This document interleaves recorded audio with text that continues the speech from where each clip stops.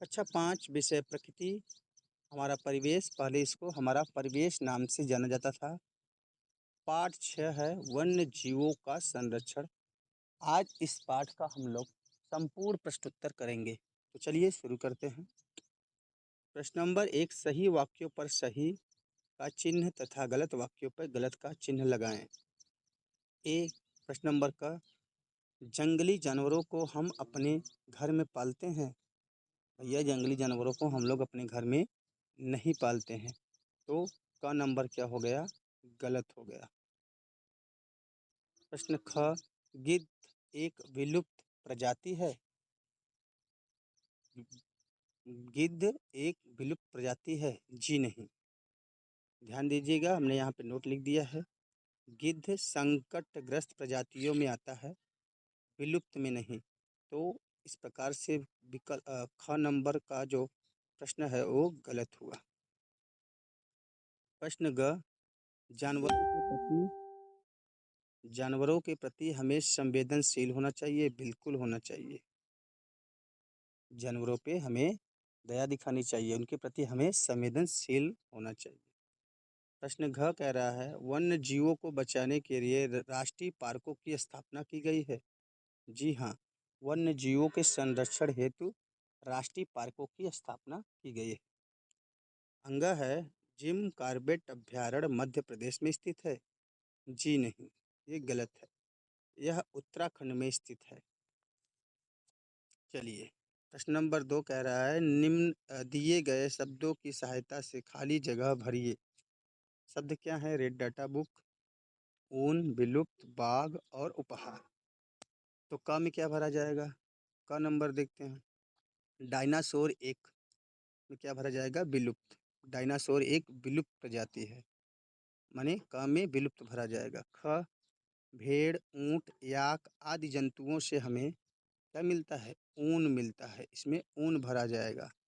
ग नंबर, संकटग्रस्त प्रजातियों का रिकॉर्ड रेड डेटा बुक में रखा जाता है। ग में रेड डेटा बुक भरा जाएगा।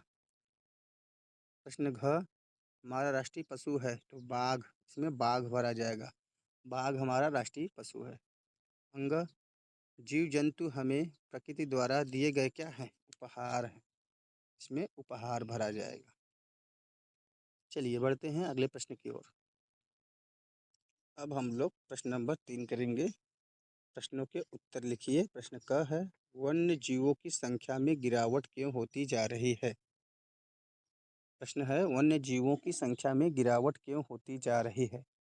तो इसका उत्तर लिखेंगे, जंगलों की अंधाधुंध कटाई के कारण वन्य जीवों के प्राकृतिक आवास नष्ट हो रहे हैं।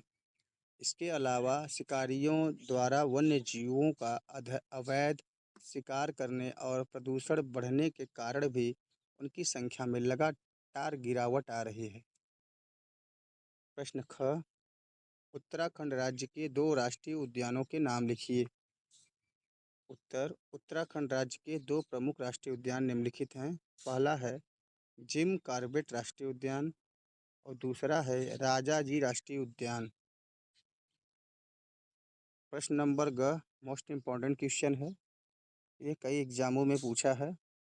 प्रोजेक्ट टाइगर क्या है, तो इसका उत्तर लिखेंगे, बाघों की घटती संख्या को रोकने और उन्हें विलुप्त होने से बचाने के लिए भारत सरकार द्वारा वर्ष 1973 में प्रोजेक्ट टाइगर की शुरुआत की गई थी। इसके अंतर्गत बाघों के रहने के लिए सुरक्षित प्राकृतिक आवास यानी टाइगर रिजर्व बनाए जाते हैं। तो ध्यान दीजिएगा, प्रोजेक्ट टाइगर की शुरुआत कब हुई थी, वर्ष 1973 में। ये प्रश्न बार बार पूछता है, सीटेट और यूपी टेट में तो खूब पूछता है। प्रश्न नंबर घ है किन्हीं 2 संकटग्रस्त एवं विलुप्त प्रजातियों के नाम लिखिए। इसका उत्तर लिखेंगे, संकटग्रस्त प्रजातियां।